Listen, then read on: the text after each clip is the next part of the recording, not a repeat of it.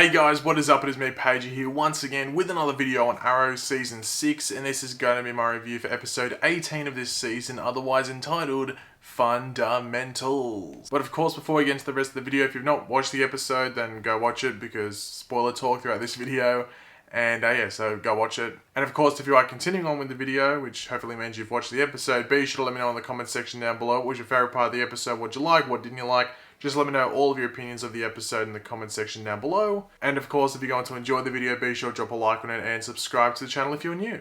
So last episode was obviously the big breaking of Team Arrow completely, with John and Oliver having that big fight and Diggle basically leaving Team Arrow. So it's just Oliver and I guess Felicity as well, but in regards to on the field, it's just Oliver. So that's basically the big thing going into this episode. But we get that really cool opening scene with the suit from seasons 1 to 3 at the beginning, and you just think, you're just thinking okay, what the hell's gonna happen here? And we see old Oliver just going through SCPD, smashing up cops, and we get to that room where there's Diaz on the other side with all those cops and Oliver on the other end, and we're like, okay, what's gonna happen here? But unfortunately, that's 10 hours in the future, so we have to go 10 hours earlier and play from there up until that point. Now, we had some Felicity and Oliver drama, which was teased in the trailer or promo for this episode, with a bit of William chucked in there for a mix. And there's Felicity just basically says, look, time to have some space. She takes off her wedding band, if you want to call it. And Oliver and Felicity are separated at this point, or at least we think they are. At least we think they're separated. There's a bit of a twist in that, isn't there? Now, one thing I do have to say about that scene, and scenes to follow, but it goes back to other episodes throughout this season as well, which sort of makes what happens later in the episode, it makes sense, but it also makes you scratch your head, Oliver is sort of thinking of things that do happen. Felicity constantly does use, or not constantly, but regularly uses William as ammo, or a base for an argument against Oliver, which is sort of a shitty thing to do. One of the big things that's brought into especially couples is you never bring the kids into arguments, but Felicity constantly does that. So, constantly, as I said, regularly does it. Can't talk. The writers need to work on that, because it's just something unrealistic that people usually don't do. At least healthy couples don't do that. And Felicity and Oliver, you can make what you want, but for what's been portrayed this season, they're a fairly healthy couple. So it's weird that they would do something that usually unhealthy couples do. So hopefully the writers figure that out and maybe stop doing it. But it's used in this episode, but we understand maybe why Oliver was thinking that up. But we'll get to that later on in the video, I guess. One of my favourite scenes of the episode, and there were a couple of good scenes in this episode, I must say, but one of my favourites was definitely between Oliver and Quentin. That scene was great. I really do like Oliver and Quentin's scenes. Post when they were at each other's necks, basically ever since Oliver's become mayor. Usually if you get an Oliver and Quentin scene, it's just them two, usually it's going to be gold. It's usually really good. They're both great actors. I love Paul Blackthorne in the role of Quentin. So once again, we got an awesome scene between those two. But as I said, it was one of my favourite scenes. But I think the most amazing scene of this episode would have to be when, Oliver's there, he's like, what's going on? He's in the base, and we turn around, and who comes out of the elevator? Well, it's our good old friend Adrian Chase, otherwise known as Prometheus. That was amazing, that scene, the fight, everything that followed. It was amazing having Adrian Chase back, or Josh Segarra come back and play Adrian Chase in this episode. Obviously, he's sorely missed. Obviously, he died last season. So he was sorely missed going into this season. It was great to have him back just for this one episode. And you can't be disappointed. I thought it was really awesome the way they brought him back. And you might be wondering, well, how did he come back? Well, Oliver realizes fairly early on that he's actually hallucinating. Doesn't know it's vertigo, but he hallucinates. He realizes he's hallucinating and does a blood test and realizes he's, being injected with vertigo, or he's suffering the effects of vertigo. Now, I know some people were like, oh, well, that's a bit weird that he figures it out so early on. And I was sort of like that. It would have been better if maybe he didn't realize it so early that he was hallucinating. So, other things that happened might seem a bit more dramatic for Oliver, and he might not pick up on it so early. But you got to realize Oliver's been affected by vertigo before, not just once, but a couple of times. So it makes sense as to why he would realize that he's hallucinating at this point. Maybe if it was another character, then maybe he might not have realized it so early, but he killed Adrian, and then Adrian just appeared again. So maybe that was what triggered it and went, okay, well, I'm definitely hallucinating now. So, yeah, but it was vertigo. And we do find out he got given the vertigo through a handshake from is it Councilman Collins? I think his name is. I know he's Collins. I think it's Councilman though. I think he's a councilman. So Councilman Collins like shook his hand and he had vertigo and his system went into Oliver's. So yeah, vertigo time. Now we knew going into this episode that we were going to be going back to the Queen Mansion. Now we weren't sure who else was going to be there. There were reports that it was Robert Queen, and like multiple reports that it was Robert Queen that was actually going to be showing up in this episode, but there was no Robert Queen, but instead we got the OG Laurel.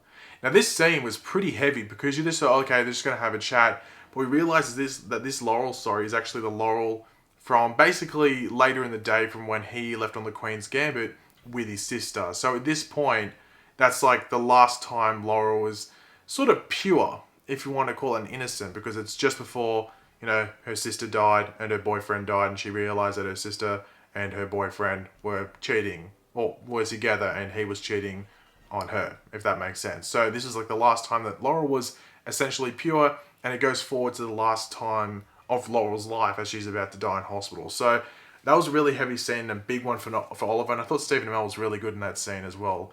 And once again, you got a bit more Adrian Chase mixed in there just to hammer home the guilt, I guess, to Oliver. But great scenes in this episode in regards to the hallucinations and stuff like that. But speaking of the hallucinations, I was sort of confused with the Diaz one. When we came in and Razor the maid was stabbed and died, I was sort of confused when we saw Diaz. I was like, okay, I'm not 100% sure if this is a hallucination or not. And I was like, it better be, and thank God it was, because we can't have Razor the maid dying. So that was a hallucination, which was a good one, but it was, I think, one of the last like major ones that Oliver had.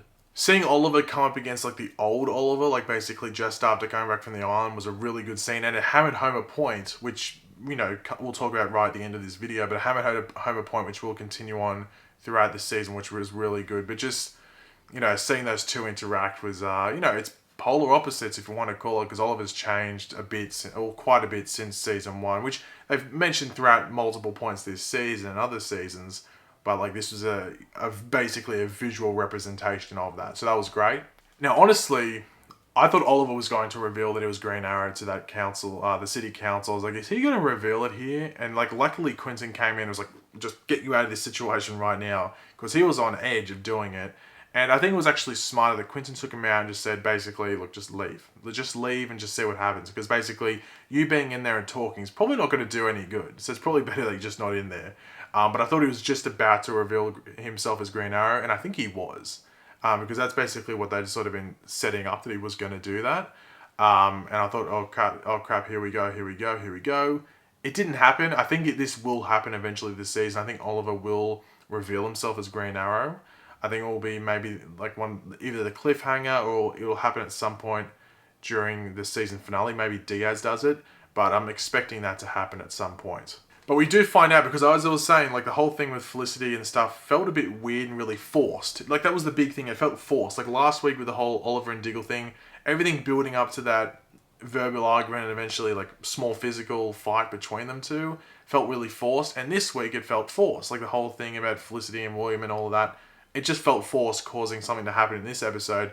But we find out that Oliver did snap at William, but it was because he was on vertigo, and he hallucinated, that Felicity broke up with him. It was just a little fight, little spat that Oliver walked out on. That's actually what really happened.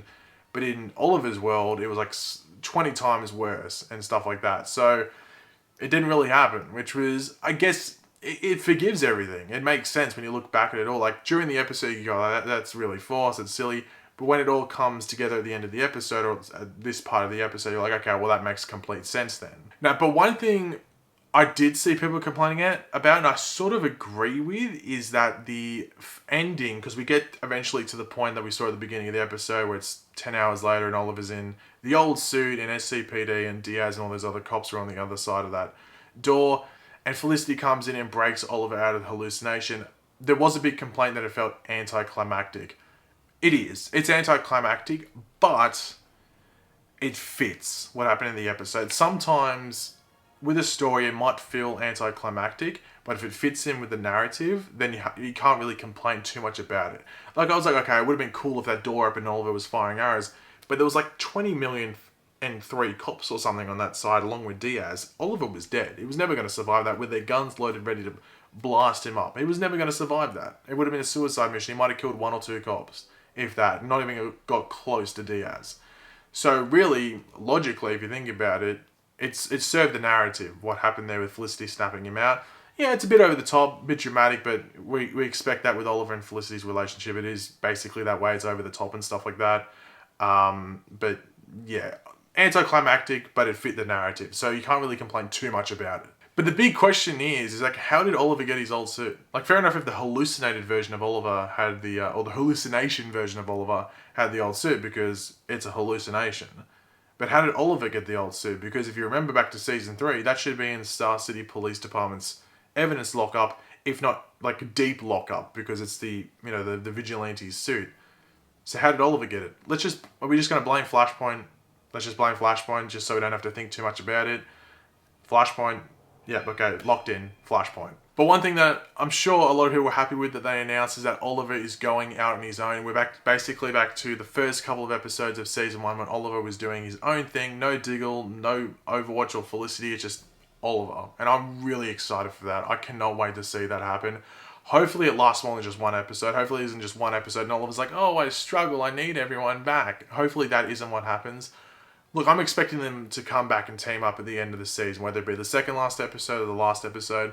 But for at least a handful of episodes, please, I want Oliver on his own. That's what I want. And I just want to see how he deals with everything and how he goes about things without someone, you know, giving him some advice or mentioning stuff in his ear or giving him a heads up. I want to see how he goes, because that's classic Arrow. And that's basically what this episode was. It was like a throwback to the OG fans who loved season 1 and how it rolled.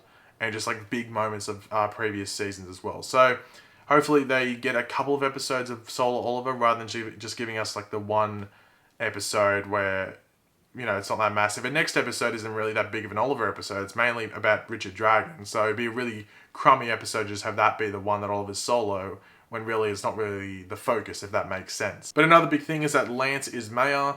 But Lance has got a big problem on his hand, because now with Oliver Queen out of office, Diaz basically says, yo dudes, Star City's open for business. And, well, I'm guessing there's going to be a lot of things coming into Star City that Lance is going to have to deal with. Obviously, he can get some advice from Oliver maybe, or some help from Oliver in regards to the vigilante side of Oliver. But, yeah, it's probably not the best time to become mayor, to be completely honest. But overall, this is probably... Is it my favourite episode of the season? It's up there. I'd have to go back and watch. I'm just trying to think off the top of my head. From just the top of my head, I think it is. But I still think there is maybe like 1 episode that really competes with it. But I really enjoyed this episode. The throwbacks to previous seasons. Having Adrian Chase there. Just not for 1 scene, but like, you know, recurring and stuff throughout the episode was awesome. Just basically Oliver realising his past and the different mistakes he's had. And realising the journey he has to go on for at least the next couple of episodes was great. The realisation of it was awesome. As I said, you could argue the whole Felicity coming in with the weird shoes and like breaking Oliver out of it could have been seen as anticlimactic, but with what was going to happen, it makes sense. Oliver would have been dead. You know, Oliver would have died if that didn't happen. So I guess you could say thank you, Felicity, for not letting Oliver die. But it fit the narrative, so I don't think you can complain too much about Felicity coming in and quote unquote saving the day. But yeah. But thanks for watching, guys. Hopefully you enjoyed the video. If you did, it'd be awesome if you could drop a like on the video to show your support. Let me know in the comments section down below what was your favourite part of the episode.